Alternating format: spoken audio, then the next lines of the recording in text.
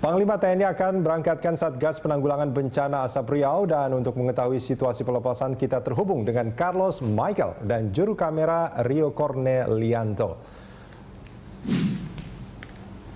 Halo Carlos, siapa saja yang tergabung dalam Satgas Penanggulangan Asap ini, Carlos?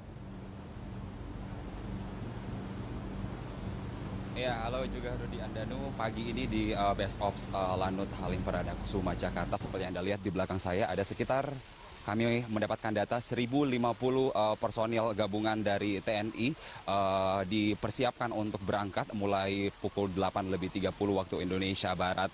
Pagi ini dibagi dengan 3 gelombang akan menuju ke Lanut di Palembang untuk kemudian mulai bertugas sebagai anggota dari Satuan Tugas atau Satgas Pemadaman Kebakaran Hutan yang ada di sejumlah daerah sebagai bagian dari implementasi instruksi Presiden pada rapat beberapa hari yang lalu yang meminta TNI untuk bisa membantu upaya pemadaman ini.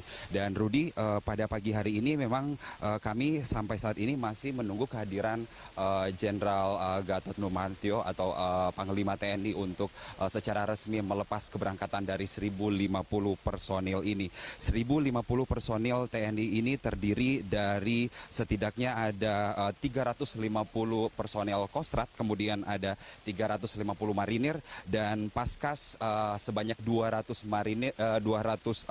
orang yang akan standby di Jakarta, dan ada juga 100 armet, sementara 10 akan standby di Jakarta. Dan saat ini di Sumatera Selatan sudah ada sekitar 100 personil dibantu dengan BNPB, kepolisian yang juga sudah mulai bekerja sejak Presiden Joko Widodo meninjau langsung kebakaran hutan yang terjadi di Sumatera Selatan. Rudi.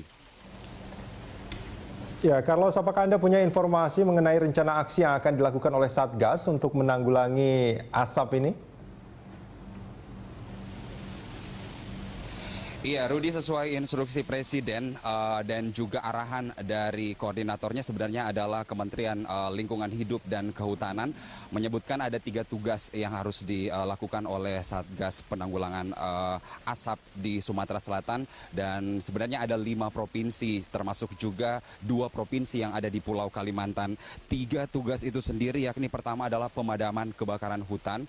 Presiden mengarahkan bahwa ketika satuan tugas melihat adanya titik api, maka perlu ada penanganan langsung untuk memadamkan api, tidak sampai api kemudian terlalu luas dan kemudian membuat hutan semakin terbakar. Kemudian yang kedua adalah penegakan hukum, dan yang ketiga adalah penanganan dampak bencana tentunya bagi kesehatan warga yang ada di sana. Dan satuan tugas ini baik TNI, Polri, dan BNPB akan melakukan tindakan di tempat bagi pihak-pihak yang kemudian ditemukan berkontribusi terhadap kebakaran hutan ini, dan penegakan hukum di tempat akan langsung dilakukan.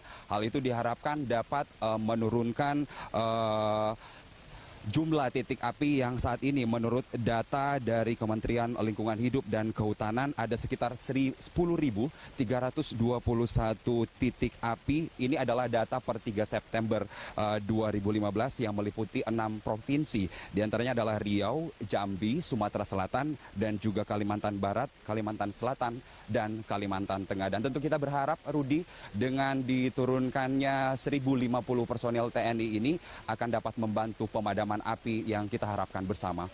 Sementara kembali ke Rudi. Baik, terima kasih Carlos Michael melaporkan langsung. Dan juga juru kamera Rio Cornelianto dari Halim Perdana Kusuma, Jakarta.